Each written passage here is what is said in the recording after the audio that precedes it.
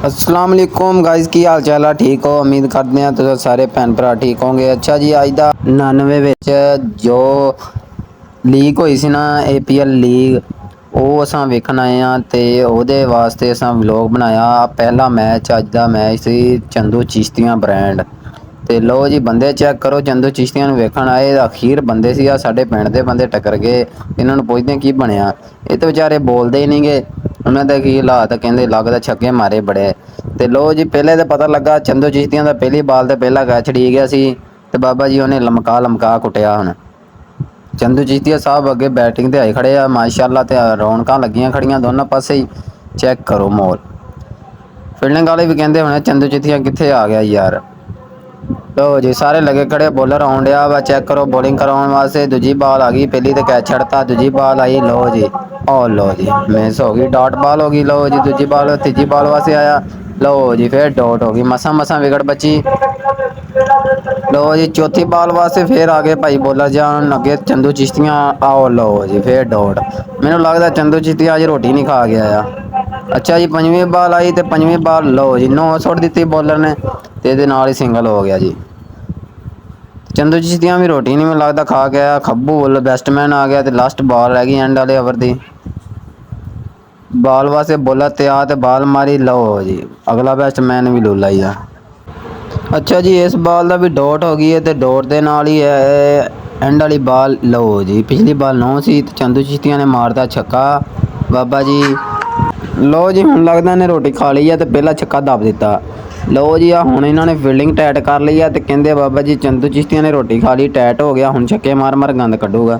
ਤੇ ਪੁੱਤਰ ਟਾਈਟ ਹੋ ਜਾਓ ਹੁਣ। ਤੁਹਾਨੂੰ ਆ ਦੇਖ ਲਓ ਜੀ ਇਹਨਾਂ ਦੀ ਕਮੇਟੀ ਨੇ ਵੀ ਚੰਗੇ ਰੰਗੀਨ ਲਾਏ ਹੋਏ ਬੱਚੇ।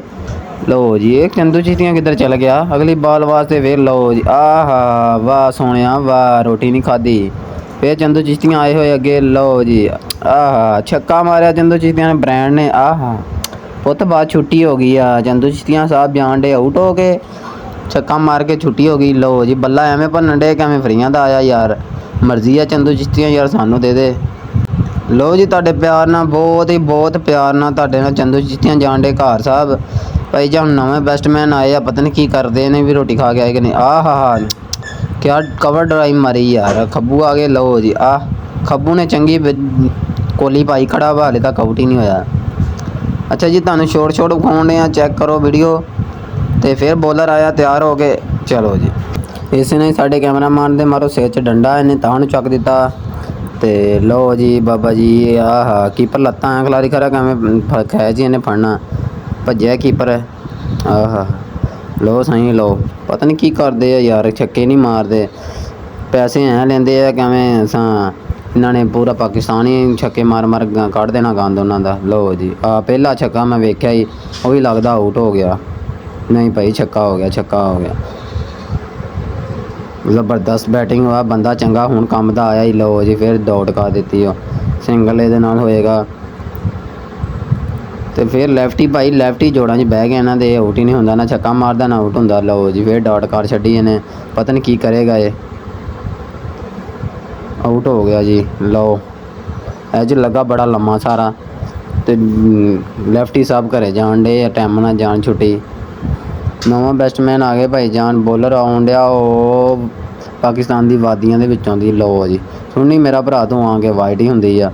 ਡਾਟ ਹੋ ਗਈ। ਦੂਜੀ ਬਾਲ ਵਾਸਤੇ ਛੱਕਾ ਮਾਰਿਆ ਹੀ, ਚਿੱਟਿਆ ਚਸ ਕਰਾ ਛੱਡੀ ਉਹ। ਲਓ ਜੀ ਤੀਜੀ ਬਾਲ ਵਾਸਤੇ ਫਿਰ ਆਇਆ, ਫਿਰ ਮਾਸ਼ਾਅੱਲਾ ਜਾਂਦਾ। ਬਾਕੀ ਅਗਲੇ ਵਲੋਗ 'ਚ ਵੇਖੋ ਜਾ ਕੇ।